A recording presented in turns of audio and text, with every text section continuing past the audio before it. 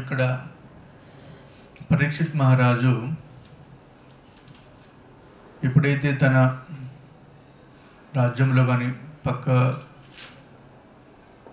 రాజ్యంలో కానీ ఎప్పుడైతే కలియుగం యొక్క లక్షణాలు ఎప్పుడైతే చూసినాడో, సో ఇక్కడైతే ధర్మం తప్పుతుందో ఆ ప్రదేశాలంటే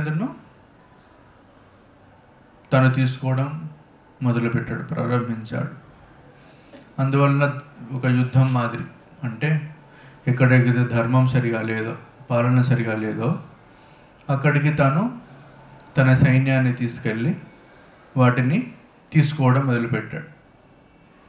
సో ఎక్కడ వెళ్ళినా కూడా, అంటే ఎక్కడెక్కడ వెళ్ళాడు ప్రదేశాలు, భద్రాశ్వం, కేతుమాలం, భారతం, ఉత్తరకురు, కింపురుష, అటువంటి సమస్త భూలోక ప్రాంతంలో కూడా అతను జయించాడు.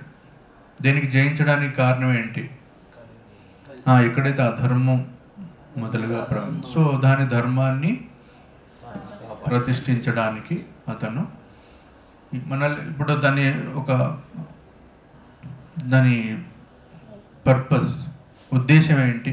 ధర్మాన్ని కాపాడడానికి, అంటే ఆక్రమించి ఆనందించడానికి అని అది ఉద్దేశం కాదు. సో ఎక్కడికి వెళ్ళినా కూడా తను భగవంతుని యొక్క లీలను కూడా అందరికీ చెప్పడం కానీ స్మరణ చేయడం కానీ చేసేది. అందుకే ఇక్కడ ఏం చెప్పినాడు? తత్రోపశృణ్వ స్వపూర్వేషాం.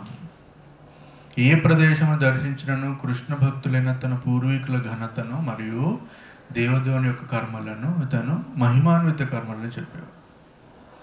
అందులో ముఖ్యమైనది ఏంటి? ఎప్పుడైతే పరీక్షిత్ మహారాజు తల్లి గర్భంలో ఉన్నప్పుడు, ఉత్తర గర్భం ఉన్నప్పుడు ఏమైంది? అశ్వత్థామ ఏమనుకున్నాడు?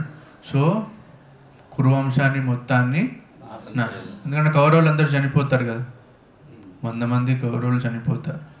ఇక మిగిలింది ఎవరు? పంచపాండు, వాళ్ళని కూడా చంపేస్తారు. ఇక చివరి వంశాంకురం అంటే ఎవరి? ఉత్తర గర్భంలో ఉన్న పరీక్షితుడు ఒక్కడే. ఒకటి ఏంటంటే అసూయ అన్నట్టు, అంటే తన మిత్రులందరూ చనిపోతారు. దుర్యోధనుడు అంటే చాలా, అశ్వత్థామకు చాలా ఇష్టం. సో అందరూ చనిపోయినప్పుడు వీళ్ళు కూడా ఉండకూడదు. అందుకని అతను ఏం చేస్తాడు? ఒక గడ్డి పరక మీద బ్రహ్మాస్త్రాన్ని ప్రయోగిస్తాడు. చూడండి ఎంత అద్భుతం అది, సైంటిఫికల్గా శాస్త్రపరంగా ఎంత అద్భుతం. ఇప్పుడు ఒక మిసైల్ ప్రయోగించాలంటే దానికి ఎన్నో రకాల ఇండస్ట్రీలు, జనాలు, ఇంజనీర్లు అవన్నీ అయితే మాత్రమే మీకు ఒక క్షిపణి కానీ మిసైల్ కానీ రెడీ అవుతుంది. కానీ అశ్వత్థామ యొక్క మంత్రశక్తి ఎటువంటిది? కేవలం గడ్డి పరక మీద తను, మళ్ళీ అది కూడా కేవలం దేన్నైతే తను నాశనం చేద్దాం అనుకుంటాడు, విచ్ఛిన్నం చేద్దాం అనుకుంటాడు, అన్నీ మొత్తం. ఇప్పుడు బాంబులు అంటే ఇక్కడ పడిందంటే 1 కిలోమీటర్ లేకపోతే అర్థం మొత్తం నాశనం. దానిలో అమాయక ప్రజలు ఉన్నారా లేకపోతే మరి ఉన్నారా తెలియదు. ఇప్పుడు మన టెర్రరిస్టులు చూసినట్టయితే ఐఈడి కానివ్వండి, బెల్ట్ బాంబులు కానివ్వండి, వెళ్తారు అంతే. ఆ ప్రదేశాలు ఎక్కడైతే వెళ్తుందో అక్కడ ఆ చుట్టూ మొత్తం నాశనం అవుతుంది. దానిలో అమాయక ప్రజలు ఉండొచ్చు, సైనికులు ఉండొచ్చు, ఎవరైనా, ఎందుకంటే బాంబుకు తెలియదుగా. కానీ ఇక్కడ అశ్వత్థామ ప్రయోగించిన కేవలం దాని ఉద్దేశం ఏంటి? ఉత్తర గర్భంలో నుండి పరీక్షిత్ మహారాజు ఆ శిశువు రూపంలో ఉన్న అతన్ని మాత్రమే నాశనం చేయాలి. అది అటువంటిది మంత్రశక్తి అప్పుడు.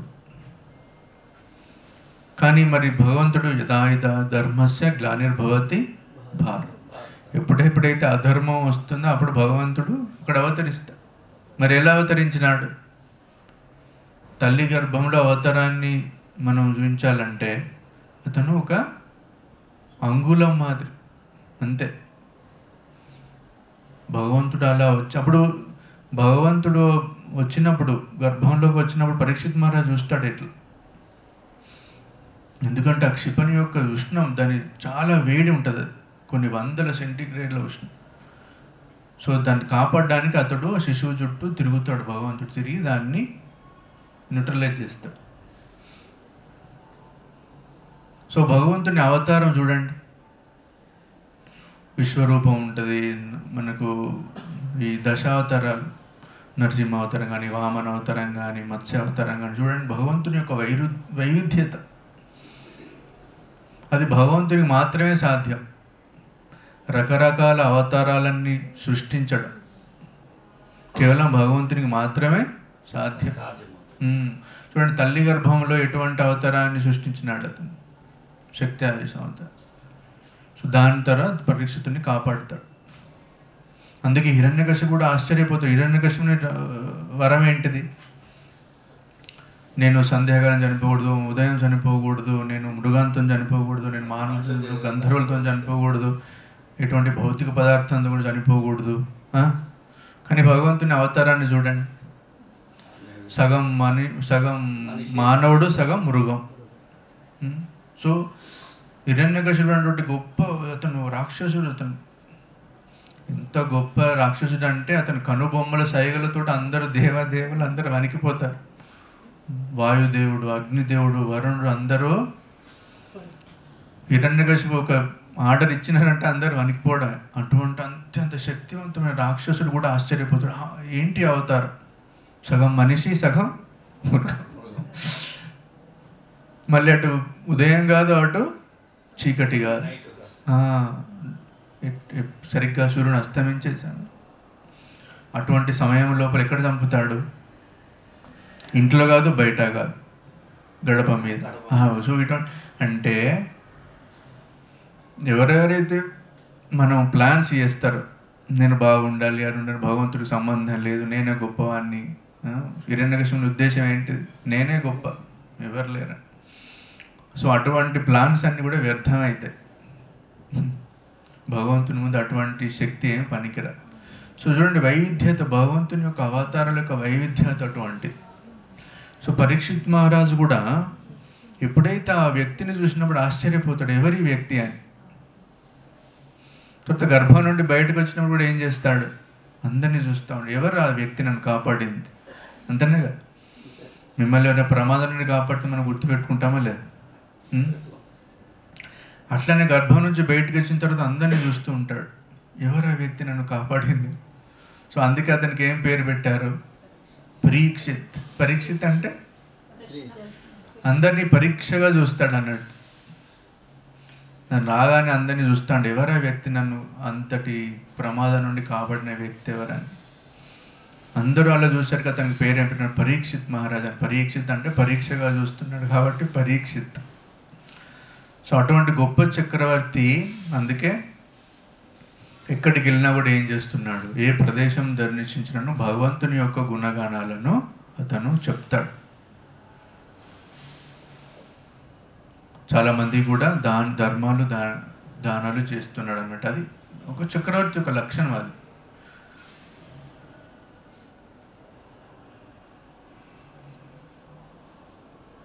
సో భగవంతుడు, ఎందుకంటే భక్తులు ఎప్పుడూ భగవంతుని నుంచే రక్షింపబడతారు. అప్పుడప్పుడు మనకు అనిపిస్తుందేమో, ఎందుకు భక్తులు కష్టాల్లో ఉండాలి? పరీక్షిత్ మహారాజ్ ఎందుకు దాహంతో ఋషి అది శృంగి యొక్క దాంట్లో వేయడము, పామును వేయడము, అతను శపించడము చూస్తే ఏమనిపిస్తుంది మనకు? భక్తులు కూడా కష్టాల్లో ఉన్నాడు, ఎందుకు భక్తులు కష్టాలు రా? పాండవులు చూడండి, ఇలా రాజ్యం పోగొట్టుకుంటారు, వనవాసంకి వెళ్ళాల్సి వస్తుంది. కానీ చూడండి, ఏ పరిస్థితిలో ఉన్నప్పటికీ కూడా భక్తులు భగవంతుణ్ణి అది చాటడానికి అన్నట్టు. మారోబి రాఖోబి. అందుకే మన చైతన్య మహాప్రభు సృష్టాష్టకంలో ఏం చెప్పినాడు? నన్ను పాదాల వింద వేసి తొక్కినప్పటికీ కూడా, నన్ను ఆలింగనం చేసుకున్నప్పటికీ కూడా ఎప్పుడు నీవే నా దేవదేవు. అది యొక్క ప్రేమ యొక్క లక్షణం. సో పాండవులు కూడా చూడండి, ఎన్ని కష్టాలు. అప్పుడప్పుడు నారదుడు కూడా అంటారు, ఎన్ని కష్టాలు మీరు వాళ్ళ కష్టాలు చూసినారు. అంత గొప్ప చక్రవర్తి, అంత గొప్ప వీరులు, శూరులు. సో ఈ భగవంతుని లీలలు అనేది అత్యంత రహస్యం అన్నట్టు. మనం భౌతికంగా చూసినట్టయితే ఒక రకంగా అప్పుడప్పుడు అర్థం కావు. భగవంతుని లీలలు అర్థం కావాలంటే మనకు ఉన్నటువంటి అటువంటి లక్షణ అర్హత ఏంటిది? ఎందుకు మరి కౌరవులు కూడా చూసినారు కదా, కౌరవులు కూడా చూస్తారు. యుద్ధం మొదలయ్యే సమయంలో శ్రీకృష్ణుడు పడుకుంటాడు, అప్పుడు ఎవరు వస్తారు? దుర్యోధనుడు వస్తాడు, అర్జునుడు వస్తాడు. మరి శ్రీకృష్ణుడు అంటే ఇద్దరికి రక్త సంబంధమే కాదు, సో ఇద్దరితో సంబంధం ఉన్నది అతనికి. అతను వేరే రాజ్యం, యాదవుడు అతను. సో దుర్యోధనుడు వస్తాడు, అర్జునుడు వస్తాడు మరి. కానీ దుర్యోధనుడు ఏమడుగుతాడు? నీ సైన్యం ఇవ్వండి నాకు. అతను దుర్యోధను యొక్క లక్షణం అంటే, అభక్తులైన యొక్క లక్షణం ఏంటిది? భౌతిక శక్తితోటి ఏదైనా నియంత్రించవచ్చు. ఏంటి రాక్షసుల యొక్క వాళ్ళ భౌతిక శక్తితోటి నేను ఏదైనా నియంత్రించవచ్చు నాన్న. అది అంటే ఏంటి? నాకు ఎక్కువ సైన్యం ఉన్నట్టయితే నేను గెలుస్తాను, ఈజీ, చాలా సులభంగా గెలుస్తాను. చూడండి, ఇది ఒక రకమైన కుటిల నీతి అన్నట్టు. కానీ అర్జునుడు ఏం అడుగుతాడు? నువ్వు ఉంటే చాలు. చూడండి, ఇక్కడ భేదం అవపడుతుందా లేదా? అర్జునుడికి తెలుసు భగవంతుడు ఉంటే అన్ని విజయం సాధ్యం. ఎత్ర తత్ర విధానం ఎత్ర తత్ర ఈశ్వర. కానీ కౌరవుని యొక్క ఉద్దేశం ఏంటి? ఎక్కువ సైన్యం ఉంటే నేనంటే అతను శ్రీకృష్ణ భగవాన్ ఒక సామాన్య వ్యక్తి, ఒక సామాన్య రాజు మాదిరిగా చూస్తున్నాడు. ఇది అనసూయవే. ఎవరైతే అసూయ లేదో వారు భగవంతుని చూస్తారు కరెక్ట్గా. కానీ ఎవరికైతే అసూయ ఉంటుందో, భగవంతుని కూడా మన మధ్య మాదిరి ఒక మామూలు వ్యక్తి అనుకున్న వారికి భగవంతుని లీలలో అర్థం యోగమాయ. ఆ శ్లోకం ఏంటిది? మన 9వ అధ్యాయంలో భగవద్గీత, ఇదం తుతే గుహ్యతం. అప్పుడు భగవంతుడు విశ్వరూపాన్ని ప్రవేశిస్తాడా లేదా? ఇటువంటి రహస్యాలు మనకు భగవంతుని యొక్క రహస్యాలు తెలియాలంటే ఇదం తుతే గుహ్యతమం ప్రోక్షమామి అనసూయవే. ఎప్పుడైతే మనకు భగవంతుని మీద అసూయ ఉండదో అప్పుడు మాత్రమే భగవంతుని యొక్క లీలలు మనకు అర్థమవుతాయి. జ్ఞాన విజ్ఞాన సహితం యజ్ఞాత్వ మోక్షసే శుభాత్. ఇప్పుడు మన దగ్గర కూడా చాలా రహస్యాలు పెట్టుకుంటారా లేదా? మనం కూడా మొబైల్ పాస్వర్డ్ నుంచి స్టార్ట్ అయితే మీరు ఇస్తారా మీ మొబైల్ పాస్వర్డ్? ఈ మధ్య పిల్లలు కూడా వాళ్ళ తల్లిదండ్రులకి ఇయ్యరు. ఎందుకు? గోప్యత, రహస్యం, నా ప్రైవసీ. మొబైల్ అంటే నా ప్రైవసీ, సొంత వస్తువు, నేను ఇవ్వండి మొబైల్ పాస్వర్డ్ అని. భార్యాభర్తలు ఇచ్చుకోరు మొబైల్ పాస్వర్డ్. కొందరు బ్యాంక్ అకౌంట్ పాస్వర్డ్లు ఉంటాయి, ఓటీపీలు ఉంటాయి. చూడండి, మీరు ఇస్తారా? ఎందుకు ఇయ్యరు? మీ దగ్గర వాళ్ళకి ఇస్తారా లేదు? ఈ మధ్య ఒకటి న్యూస్ వచ్చింది. దుబాయ్లో ఒక షేక్ వాళ్ళ భార్య ఏంటంటే, వాళ్ళ మధ్య అగ్రిమెంట్ ఏంటంటే ఒకరి పాస్వర్డ్లు ఒకరికి ఇచ్చుకోవాలి, ఎటువంటి సీక్రెట్లు ఉండకూడదు. అంటే ఈమె మొబైల్ పాస్వర్డ్ ఆయనకు వస్తుంది, అతని మొబైల్ పాస్వర్డ్ ఈమెకు వస్తుంది. అంటే ఒక రకమైన ట్రస్ట్ అన్నట్టు, ఏం రహస్యాలు ఉండకూడదు ఇద్దరి మధ్య. సో భక్తునికి భగవంతుని మధ్య రహస్యాలు ఉంటాయి. సో ఇటువంటి జ్ఞానం అనేది చాలా రహస్యం. మనకంటే ఇప్పుడు అర్థమైపోయింది శ్రీకృష్ణ భగవాను, చైతన్య మహాప్రభుని, కానీ అన్నిటికీ బయటలకు అర్థం కాదు. చూడండి, కౌరవులు చూస్తూనే ఉన్నారు శ్రీకృష్ణుని, కానీ చూసినారా? భగవంతుని చూడలే. కేవలం అర్జునుడు మాత్రం, పాండవులు మాత్రం చూసినారు, ఇతను దేవదేవుడు అని. అంటే సో దానికి అర్హత ఏంటిదంటే అనసూయవే. అసూయ ఉండకూడదు మనం. భగవంతుడు అంత శక్తివంతుడు, నేనెందుకు కాకూడదు? ఇప్పుడు ప్రపంచం చూడండి, నేను శాస్త్ర సాంకేతిక అభివృద్ధి చేస్తాను, నేను అది చేస్తాను. భగవంతుడు అవసరమే లేదు. మీ ఇల్లు కట్టుకుంటాం, బ్రిడ్జ్లు కట్టుకుంటాం, అభివృద్ధి చెందుతుంది ప్రపంచం. మళ్ళీ భగవంతుడున్న వ్యక్తి ఎందుకు వాళ్ళ మనసుల లోపల భగవంతుడున్న వ్యక్తి ఎందుకు రాడంటే అసూయ. ఎప్పుడైతే మనకు అసూయ లేదనుకో మన హృదయం అనేది కల్మషం నుంచి విముక్తం అవుతుంది. అప్పుడు మాత్రం మనం భగవంతుని చూడొచ్చు.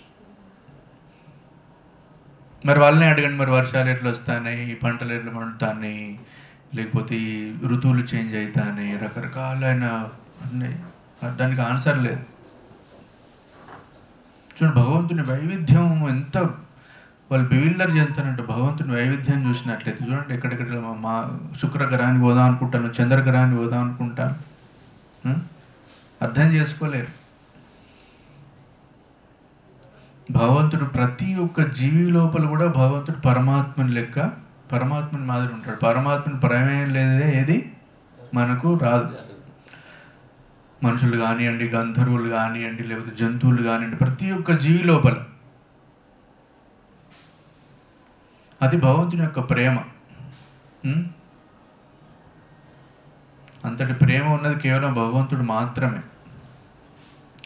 భౌతిక పదార్థాల లోపల భగవంతుని ప్రమేయం చూడొచ్చు మనం. నక్షత్రాలు, గ్రహాలు, మెరుపులు, ఇటువంటి అద్భుతమైన ఈ ప్రపంచం మనం ఇట్లా జరిగిందంటే, మనం ఈ భూగోళం లోపల ఇంత హాయిగా మనం ఉండాలంటే ఎవరిది? అది భగవంతుని కరుణ మాత్రమే. సపోజ్ వర్షాలు పడలేదు అనుకోండి, ఏం చేస్తారు మనం? మేఘమదనం అది ఇది అంటారు, కానీ ఏది సక్సెస్ కాదు.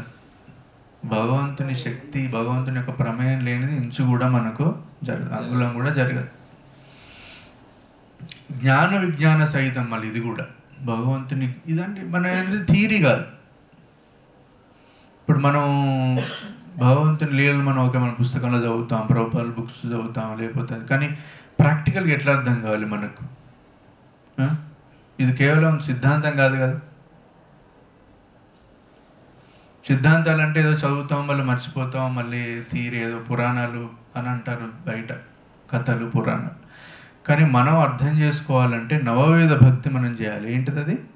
నవవిధ భక్తి. శ్రవణ, కీర్తన, స్మరణ, వందన, పాదసేవన, దాస్యం, సాఖ్యం,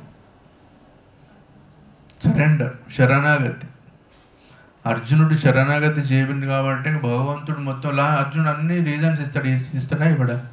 నా తాతలు ఉన్నారు, తండ్రులు ఉన్నారు, నాకు విలువిద్య నేర్పిన వాళ్ళు ఉన్నారు, నాతో ఆడుకున్న వాళ్ళు ఉన్నారు, నా మిత్రులు, బంధువులు, సోదరులు, వాళ్ళు ఎలా చంపాలి? లాజిక్ అనిపిస్తుందా లేదా మీకు? లాస్ట్ చివరికి ఏమంటాడు? నాకు రాజ్యం లేకపోయినా కూడా పర్లేదు, కనీసం ఒక ఊరు ఉంటే చాలు, 5 ఊరు పాలి. అది కూడా శ్రీకృష్ణుడు అంటాడు యుద్ధం ముందు, వాళ్ళు క్షత్రియులు, వాళ్ళు ఇటువంటి వాళ్ళు క్షత్రియుల ధర్మం తప్పించి వారు ఏం చేయలేరు, కనీసం ఒక రాజ్యం ఇవ్వాలి, 5 ఊళ్ళు ఇవ్వండి. 5 ఊళ్ళు అంటే 5 ఉన్నారు కాబట్టి 5 ఊళ్ళు. అది కూడా దుర్యోధనుడు ఏమంటాడు? ఒప్పుకో. చూడండి, ఇది ఇటువంటి నాస్తికులు అయినటువంటి ఉద్దేశం ఏంటంటే ప్రతిదీ ఆక్రమించుకోవడం అనేది, ఇది నాకే చెందుతుంది అన్న భావన అనేది చాలా బలంగా ఉంటుంది. ఎప్పుడైతే మనం ఇది భగవంతుని శక్తి అనుకున్నప్పుడు, మనకి ఓనర్ ఎవరు అనుకున్నప్పుడు మనం అంత అసూయ ఉండదు. ఎప్పుడైతే ఓనర్ను వాళ్ళు గుర్తింపరో అప్పుడే ఇవన్నీ మనకు సమస్యలు అన్న. చివరికి ఏమైంది? యుద్ధం అయితే అర్జునుడు అంటాడు, అందరినీ ఏడుస్తాడు. అది ఏడుస్తాడంటే అతని ఆ లక్షణాలన్నీ అవపడతాయి. చేతులు వనకడం, మీకు అంతా. సపోజ్ మీకు బాగా ఇంటర్వ్యూకి పోయినారు, బాగా ఉంది, నర్వస్ అవుతారా లేదా? అవుతుందా కాదు? అట్లా అందరిని చూడగానే అర్జునుడు వణికిపోతాడు. మరి ఎంత గొప్ప వీరుడు అర్జునుడు! ఇంద్రుడిని ఓడించినాడు, అగ్నిదేవుని ఓడించినాడు, పెద్ద పెద్ద వీరులు వాళ్ళందరూ. అటువంటి వాడు, అతన్ని శూరుడు, అటువంటి శూరుడు కూడా చూడండి ఎట్లా అంటే. ఎప్పుడు మనకు భయం వస్తుంది, ఇప్పుడు మనకి ఎన్నో కాన్ఫిడెన్స్ కొందరు ఉంటారు, ఏంటంటే సెల్ఫ్ కాన్ఫిడెన్స్ అంటారు. మీరు స్టేజ్ మీద ఫియర్ ఉండకూడదు, బాగా చెప్పండి, యూ కెన్ డూ ఇట్. ఒక మాయావాది సన్యాసి ఉన్నారు, వాళ్ళు ఏంటంటే వాళ్ళు ఏమంటారు, నువ్వు సముద్రాన్ని కూడా నువ్వు సముద్రాన్ని కూడా నువ్వు తాగేయచ్చు, నీ శక్తి అపరిమిత, ఇవన్నీ వ్యర్థం అన్నట్టు, ఇవన్నీ ఎక్స్టర్నల్, ఇవన్నీ పనికిరావు. సెల్ఫ్ కాన్ఫిడెన్స్ సెమినార్కి వెళ్తారు, మళ్ళీ ఒక వారం రోజులకు మర్చిపో. వాళ్ళు ఏమంటారు, మీరు మా అద్దం ముందు పోయి అనుకోండి, I'm great, you can do it. కానీ భక్తులు అట్లా కాదు. భక్తులకు వాళ్ళు విజయంలో కానీ పరాజయంలో కానీ భగవంతుడు ప్రమేయం ఉంది అన్న ఒక బలమైన విశ్వాసం ఉంటుంది వారికి. భగవంతుడు ఇచ్చినాడా తీసుకుంటా, లేదా అంతే. భగవంతుడు ఏమన్నాడు భగవద్గీత లోపల, you have right to do your duty. ఎందుకంటే ప్రతి ఒక్క సీక్రెట్, ప్రతి ఒక్క దానికి కూడా దానికి రకరకాలైనటువంటి కారణాలు ఉంటాయి. మీ పూర్వజన్మ సుకృతం కానివ్వండి, మీ అది కానివ్వండి. అందుకనే మన భక్తులను చేసే వాళ్ళ ఉద్దేశం ఏంటిది? మన ఉద్దేశం ఎట్లా ఉండాలంటే ప్రస్తుత పరిస్థితి లోపల మన పని మనం చేస్తూనే భగవంతుణ్ణి స్మరించుకో. ఎందుకంటే మనకు తెలియదు కదా మన పాపాలు ఏం చేసినాం, మనం ఏమేమి చేసినాం, మనం ఇవన్నీ చెప్పలేము. మనం చాలా కష్టం. ఈ కర్మ యొక్క రహస్యం అర్థం చేసుకోవడం చాలా కష్టం, అర్థం కాదు మనకు. అందుకే మన భక్తులు ఏం చేయాలి? ప్రస్తుత పరిస్థితుల లోపల మన శక్తి ఎంత ఉంది, దాని ప్రకారం మన పని మనం చేసుకుంటూనే భక్తిని ఎలా చేయాలి. శ్రవణం, కీర్తనం, స్మరణం, మన ప్రతి పనిలో కూడా భగవంతుని చూడడం నేర్చుకోవాలి. ఎట్లా చూడవచ్చు మనం? భగవంతుని ఎట్లా చూస్తాం మనం? ప్రతి దాంట్ లోపల దానికి సమయం పడుతుంది. దానికి అంత కష్టంగా. ఎందుకంటే ఈ భౌతిక ప్రపంచం యొక్క మాయా ప్రపంచం అనేది చాలా కాంప్లికేటెడ్ అన్నట్టు, చాలా క్లిష్టమైన వెబ్లో చిక్కుకున్నాం మనం. అందుకే మనకు చాలా సులభమైన విధానం భగవంతుడు మన చైతన్య మహాప్రభు ప్రవేశించినాడు. హరే కృష్ణ మంత్రం. ఇదొక మంత్రశక్తి అన్నట్టు. ఒక మంత్రశక్తితోటి మనం ఎప్పుడైతే మన హరే కృష్ణ మంత్రాన్ని మనం శ్రవణం చేసినట్లయితే మనకు తెలియకుండానే మన జీవితం లోపల ఒక రకమైన వృద్ధిని చూడొచ్చు మనం. ఎందుకంటే మన తెలివితోటి కానీ మన శక్తితోటి కానీ ఈ సంసార సాగరాన్ని ఈదడం చాలా చాలా కష్టం. ఎందుకంటే ఈ ప్రపంచం ఎంత క్లిష్టం చూడండి. అసలు ఏం జరుగుతుందో తెలుస్తుందా? ఎప్పుడు యుద్ధం జరుగుతుందో తెలియదు, ఎప్పుడు స్టాక్ మార్కెట్ కూలిపోతుందో తెలియదు. మీ పెట్టుబడి పెట్టి ఉండొచ్చు, నెక్స్ట్ రోజుకే అంత పోతుంది. ఎప్పుడు యాక్సిడెంట్ ఏదో తెలియదు, ఎన్ని జరుగుతలే, అన్ని సేఫ్టీ పెట్టినటువంటి ఎన్ని యాక్సిడెంట్ జరగట్లేదు ఎంత. సో ఈ భౌతిక ప్రపంచం అనేది చాలా క్లిష్టంగా చేసుకున్నాం మనం. దీనికి కారణం ఎవరు? భగవంతుడు కాదు, మనమే. చాలా సులభమైన జీవితాన్ని మనం ఒక సులభమైన పద్ధతి మనం కాంప్లికేట్ చేసుకున్నాం. దీని అన్నిటికీ కారణం ఏంటిది? అసూయ. మూల కారణం అసూయ. ఎప్పుడైతే భగవంతుని శక్తిని భక్తుడు భగవంతుని శక్తి ఎప్పుడైతే ఆత్మ అనేది అంగీకరించలేదో అప్పుడే ఇది మన పతనానికి కారణం. అది అదేంటి శ్లోకం? ప్రవక్ష్యామి అనసూయ. అందుకే చూడండి, కౌరవుల్లో చూడండి, మేము గెలుస్తాం, ఎక్కువ సైన్యం ఉంటే మేము గెలవచ్చు. వాళ్ళు ఏమడిగినారు? భీష్ముడిని అన్నారు. భీష్ముడు ఉన్నాడు కదా మా దగ్గర. భీష్ముడి శూరత్వం ఎటువంటిది? భీష్ముడి ముందు అర్జునుడు లెక్కలేదు. అసలు వీళ్ళందరూ లెక్క కాదు. తెలుసు కౌరవునికి, కౌరవు తెలుసు. భీష్ముడు ఉన్నాడు, కర్ణుడు ఉన్నాడు, నాకు అశ్వత్థామ, ద్రోణాచార్య, ఎవరికి పాండవులకు విద్య నేర్పింది? ద్రోణుడు. సో ఇంత కాన్ఫిడెన్స్ ఉన్నది ఎవరికి? దుర్యోధన్. భీష్ముడు ఉన్నాడు. భీష్ముడు ఒకవేళ యుద్ధం చేసినాడంటే వాళ్ళు లెక్కలేదు. ఒక గంటలో కొన్ని క్షణాల లోపల ముగిస్తాడు యుద్ధాన్ని. అంతటి శూరుడు భీష్ముడు. కానీ చివరికి ఏమైంది? మళ్ళీ కృష్ణుడే కాపాడుతాడా లేదా? తన ఇచ్చిన మాటను కూడా తను ఏమంటాడు కృష్ణుడు? నేను యుద్ధం లోపల స్వయంగా నేను పాల్గొన్నాను. అతనికి ఏమో రథసారథి మాత్రమే కదా, రథం నాపడే వ్యక్తి మాత్రమే. కానీ చివరికి ఏం చేస్తాడు? భీష్ముడి యొక్క అతని బాణాల యొక్క దానికి అర్జునుడు తట్టుకోలేడు. చివరికి అతని కిరీటం కూడా అది ఎట్లా పడిపోతుంది? కృష్ణుడు మాత్రమే దాన్ని వంచుతాడు, రథాన్ని.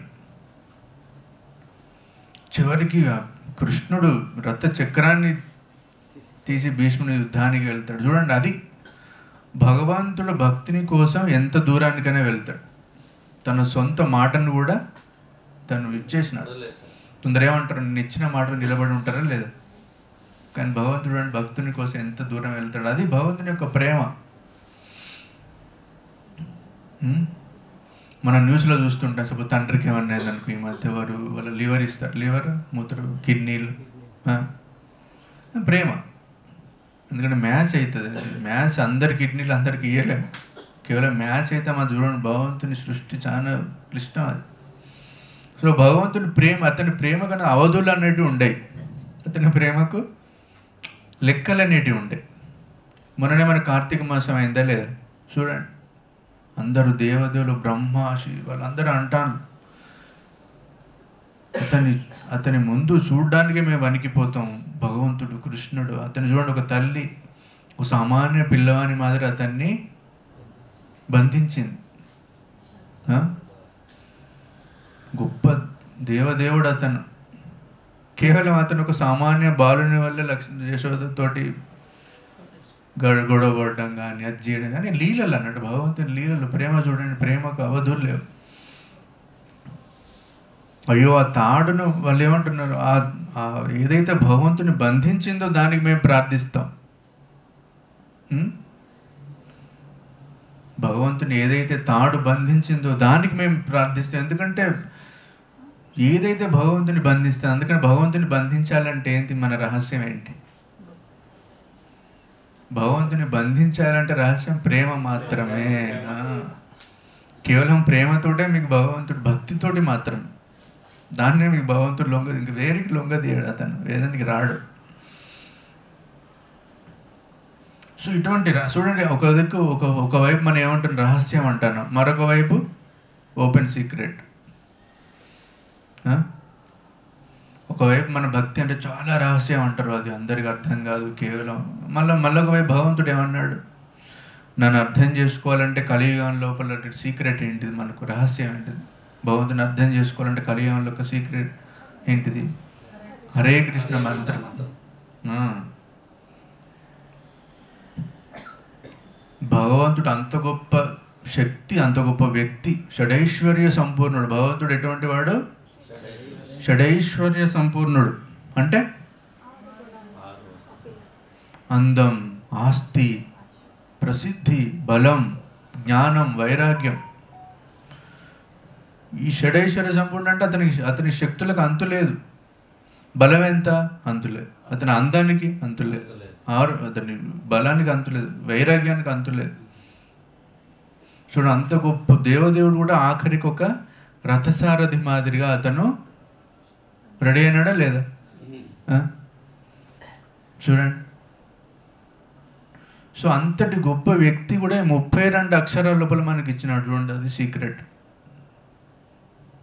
ఈ 16 పదాల లోపల అతను ఇమిడి ఉన్నాడు. ఎవరు? కృష్ణుడు. ఎందుకంటే మన కలియుగం లోపల సుమందమతయో మందభాగ్య, మనకి ఇలా చెప్తే అర్థం కాదు. అతను చాలా గొప్ప వ్యక్తి, చాలా అందంగా ఉంటాడు, చాలా బలంగా ఉంటుంది అంటే అది మనకు లోపల అర్థం చేసుకోవడానికి కూడా శక్తి కావాలి మనకు. అది అందుకే చూడండి, అర్జునుడు కూడా విశ్వరూపాన్ని చూసి భయపడిపోతాడు. ఓ వద్దు అన్ని రకాల జిబోతానే, అందరు కౌరవులు, పాండవులు, భీష్ముడితో సహా అందరు తన నోటికి పోతాండ్రు.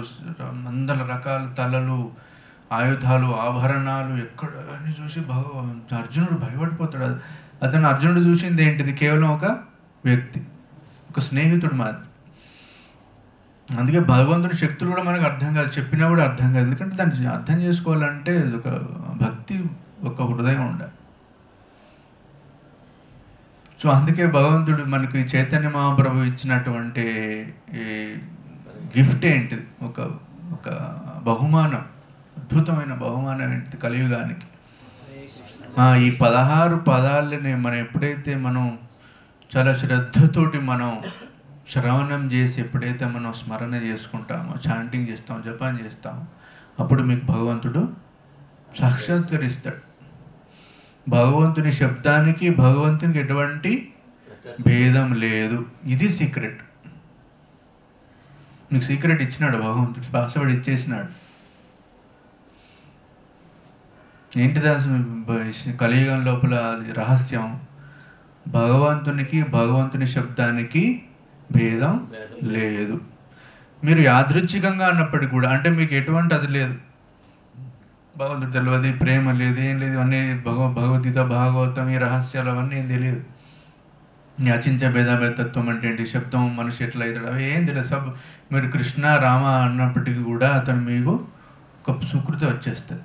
అందుకే అజామిలో చూసినారు కదా, ఒకప్పుడు బ్రాహ్మణుడు ఉంటే అన్ని అన్నీ చేసినాడు, అంతే చేసినాడు. చివరికి అట్లా అయినప్పటికీ కూడా తను అధోగతి పాలనప్పటికీ కూడా చివరికి చనిపోయేటప్పుడు ఏమన్నాడు, వాళ్ళ కొడుకు పేరు ఏంటిది, నారాయణ. చిన్న అందరికంటే చిన్న కొడుకు. జనరల్గా తల్లిదండ్రులకు చిన్న వాళ్ళ మీద ప్రేమ ఎక్కువ ఉంటుంది.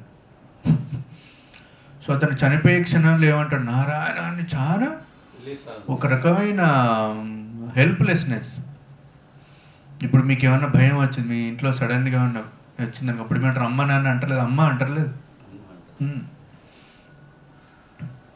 నొప్పి అయితే సడన్గా అని గుచ్చుకుంటుంది, లేకపోతే అప్పుడేమో అమ్మ అని ఫస్ట్ మొదటి పదం ఏమొస్తుంది. అట్లానే ఎప్పుడైతే నారాయణ అన్న పదాన్ని అతను అనగానే విష్ణుదూతలు వచ్చేసినారు. నువ్వు ఈ ఆత్మ నువ్వు తీసుకెళ్ళలేవు యమలోకానికి. అప్పుడు వాళ్ళు అంటారు, ఎట్లట్లా అతను చేసిన పాపాలు లేవు, అది చేసినాడు, దొంగతనం చేసినాడు, డెకాయిటీ చేసినాడు, మనుషులను చంపినాడు. అతని పాపాలన్నీ ఆ క్షణంలో నశించిపోయినాయి. ఎందుకు? నారాయణ అన్న పదాన్ని ఒక హెల్ప్లెస్నెస్, అంటే ఏమీ లేదుగా, నాకు ఎవరు లేరు అన్న ఒక రకమైన అశక్తతోటి. కానీ అతనికి మరి భగవంతుని పేరు అన్నది ఆ జ్ఞానంతో అనలేదు అతను. ఓకే నేను భగవంతుని అనాలి, నేను నారాయణుడు వస్తాడు కాపాడుతాడు, యమదూతలు ఇట్లా అవుతుంది, అవన్నీ అతనికి లేదు. కేవలం కొడుకు మీద ప్రేమతో అన్నాడు. చూడు, మంత్రశక్తి అటువంటి, శబ్దానికి కొన్ని శక్తి అటువంటి. సో ఇటువంటి లీలల ద్వారా మనకు ప్రకటితం అయిపోతుంది. శబ్దానికి వ్యక్తికి తేడా, అన్ని శబ్దాలు కాదు, మళ్ళీ ఈ హరే కృష్ణ మంత్రానికి భగవంతునికి వ్యత్యాసం లేదు, ఇద్దరు సేమ్ సేమ్. ఇదే మన రహస్యం. కలియుగంలో రహస్యం ఏంటిది ఇదే. ప్రవక్ష్యం అనసూయవే. మనటువంటి జ్ఞానం అవన్నీ పక్కబెట్టి, రీజనింగ్ అని పక్కబెట్టి, ఎవరైతే శ్రవణం కీర్తనం చేస్తారో హరే కృష్ణ మంత్రాన్ని, మనకు కావాల్సిన జ్ఞానం అనేది ఆటోమేటిక్గా వస్తుంది. విజ్ఞానం కూడా వస్తుంది. జ్ఞానమే కాదు, విజ్ఞానం కూడా వస్తుంది. ఈ విజ్ఞానం రావాలంటే నవభేద భక్తి చేయాలి. శ్రవణం, కీర్తనం, స్మరణం, పాదసేవనం అవన్నీ చేయాలి. దీని అన్నిటికల్లో నవవిధంలో ముఖ్యమైనది ఏంటిది? జపం చేయడం. ఎప్పుడైతే హరే కృష్ణ మంత్రం జపం చేసినప్పుడు అప్పుడు ఆ శబ్దం అనేది ఎప్పుడైతే మన ఆత్మ లోపల రావాలి, ఎక్స్టర్నల్గా ఏదో మనం చాంటింగ్ చేసుకుంటూ వేరేది ఆలోచించుకోవడం, అది ఆలోచించడం అట్లా కాదు. ఎప్పుడైతే మన శబ్దాన్ని మన ఆత్మ అనేది స్వీకరించిందో, అంటే రకరకాల లాభాలు ఉంటాయి మీకు. మీరు చాంటింగ్ చేయడం వల్ల మనసు ప్రశాంతంగా ఉండడము, లేకపోతే అవన్నీ మీకు రావచ్చు. అది ముఖ్యం కాదు. ముఖ్యమైనది ఏంటిది? ఆత్మశుద్ధి కావాలి. ఎందుకంటే మన హృదయంలో రకరకాలైన కల్మషాలు ఉన్నాయి. ఏమో కల్మషాలు? కామ, క్రోధ, లోభ, మోహ, మదమత్సరాలతోటి ఆత్మ అనేది కలుషితం అయిపోయింది. తోటి భక్తుల పట్ల అసూయ ఉంటుంది, తోటి వ్యక్తుల పట్ల అసూయ, ఇవన్నీతోటి మనకు కలుషితం అయిపోయింది. మనస్సు, హృదయం, మనస్సు అన్నీ కలుషితం అయిపోయింది. ఫస్ట్ కావాల్సింది ఏంటిది? చేతో దర్పణ మార్జనం. ఎప్పుడైతే మన హరే కృష్ణ మంత్రం జపం చేసినప్పుడు మొదటి ఏమవుతుంది? మనకు మొదటి ఫలితం మనసు శుద్ధి అవుతుంది, హృదయం శుద్ధి అవుతుంది. ఎప్పుడైతే హృదయం ఎప్పుడైతే శుద్ధి అవుతుందో ఆటోమేటిక్గా అప్పుడు మీకు ప్రతి శక్తి లోపల కానీ వ్యక్తి లోపల భగవంతుని చూడడం మొదలు పెడతాం మనం. ఇదే రహస్యం. చూడండి, రహస్యం ఇచ్చేసినాడు భగవంతుడు. మనం చేయాల్సింది ఏంటిది? పని. నవవిధ భక్తి మనం చాలా సీరియస్గా చేయాలి. ఉన్న 80 సంవత్సరాలు 65 సంవత్సరాల వయసు లోపల కూడా మనం ఇక ఈ మానవ జీవితం అనేది అత్యంత దుర్లభం మానుష జన్మ. ఎప్పుడైతే మనం ఈ రహస్యాన్ని హరే కృష్ణ మంత్రాన్ని జపం చేయడం నేర్చుకుంటామో చాలా పద్ధతిగా, చూడండి సోల్ఫుల్ జపాల్లో మన మధు పండిత్ ప్రభు గారు చెప్పిన రకరకాలైన కొన్ని గంటల లెక్చర్స్ ఉన్నాయి. కేవలం అందులో ఒక్క సూత్రాన్ని మనం పాడితే నేర్చుకున్నా సరే ఓకే, ప్రభుపాదులు ఏం చెప్తారు, మీరు ఏదైతే మంత్రాన్ని అంటారో ఆ పదాన్ని మీరు వినాలి. ఇది ఒక్కటి చాలు మీకు, ఇంకేం అవసరం లేదు. మనం అనాలిసిస్ చేయాల్సిన అవసరం, అది చేయడం అవసరం లేదు. ఏదైతే మన జపం యొక్క శబ్దంలో మన పదాన్ని అంటున్నామో అదే పదాన్ని మనం వినాలి, అంతే, సింపుల్, చాలా సింపుల్. ఇది ఒకటి మనం చేసుకున్నాం అంటే నెక్స్ట్ ఇంకొక సీక్రెట్ మనకు బయటకు వస్తుంది, ఇంకొక రహస్యం వస్తుంది, ఇంకొక రహస్యం, అట్లా అట్లా అట్లా భక్తి లోపల మనం ఎంటర్ అవుతాం, ప్రవేశం అవుతాం. ఇప్పటివరకు మన భక్తి లోపల ప్రవేశం కాలేదు ఇంకా, అసలైన భక్తి. సో రహస్యం మన దగ్గరనే ఉన్నది, ఆయన ఇచ్చేసినాడు ఓపెన్గా. చైతన్య మహాప్రభు ఇచ్చేసినాడు ప్రేమను. ఏమన్నాడు? నా దగ్గర ఉంచుకోలేకపోతున్నాయి ప్రేమను, నేను బరువెక్కిపోయినా. మీ దగ్గర సపోజ్ 10 కోట్లు నేను, మీరు ఏం చేస్తారు? అందరు చెప్పుకుంటారు కదా, అట్లీస్ట్ మీ అమ్మకి మీ నాన్నకి చెప్పుకుంటారు కదా అందరు, ఎందుకంటే మేము లోపల ఉంచుకోలేదు. సపోజ్ మీ దగ్గర 100 కోట్లు ఆస్తున్నారు, మీరు ఒక్కరే ఉన్నారు, ఎట్లుంటుంది? ఉండగలుగుతారు? ఉండలేదు. ప్యాలెస్ ఉన్నది, అన్నీ ఉన్నాయి, ఒక్కరే ఉన్నారు అనుకో, ఒక ప్రదేశంలో ఒక్కరే ఉన్నారు, అన్నీ ఉన్నాయి, మీకు ఉండలేరు. ఎందుకంటే సంబంధాలు కావాలి, ప్రేమ. అట్లనే చైతన్య ప్రభు భగవంతుని అర్థం చేసుకున్నాడు. ఆ భగవంతుని అర్థం చేసుకున్న వెంటనే అతని శరీరం, చేతులు సాగడము, కండ నుండి ధారలు కావడం, గోడలు గుద్దుకుంటున్నాడు, శరీరం, అన్ని రకరకాలైనటువంటి లక్షణం. ఎందుకంటే you has to express somewhere అన్నట్టు. అందుకనే ఏం చేసినాడు? హరే కృష్ణ మంత్రాన్ని చూపించినాడు. మాయావాది సన్యాసులు ఏమన్నారు? నువ్వు సన్యాసి, గొప్ప స్కాలర్, ఈ డ్యాన్సులు ఏంటి, చాంటింగ్, అలా తెలియదు, తర్వాత అర్థమవుతుంది. అట్లనే రహస్యాన్ని ఇచ్చేసినాడు చైతన్య మహాప్రభు, శ్రీల ప్రభుపాద రహస్యాన్ని ఇచ్చేసినాడు. సో మనం చేయాల్సిన పని ఏంటి? చాలా సింపుల్. హరే కృష్ణ మంత్రాన్ని జపం చేసినప్పుడు ఏదైతే మీ పదాన్ని ఉచ్చరిస్తున్నారో అదే పదాన్ని మనం వినాలి. ఇది ప్రాక్టీస్, అభ్యాసయుక్తేన చేతసో నాణ్యగామి. ఈ అభ్యాసాన్ని ఎవరైతే చాలా సింపుల్గా, సింపుల్ హృదయం, ఏం కాంప్లికేషన్ అవసరం లేదు. నాకు కష్టాలు ఉన్నాయి, నష్టాలు ఉన్నాయి, అదేని పక్కకు పెట్టండి. ఇవన్నీ అశాశ్వతం, వస్తాయి పోతాయి. ఆస్తి రాదు, అందం రాదు, ఆరోగ్యం రాదు, ఏమి రాదు మనతోటి. మన ఏదైతే ఈ జీవితంలో ఏదైతే మన కష్టాలకు పాకులాడతాం, ఏది మనతో ఉంటుంది? వస్తుందా? ఆత్మ మీకు వచ్చేది, నెక్స్ట్ జన్మలో వచ్చేది మీదైతే భక్తిని సంపాదించుకున్నారో అదే మాత్రమే మీకు భక్తి వస్తుంది. సో అందుకే ఈ మానవ జీవితాన్ని వృధా చేసుకోకుండా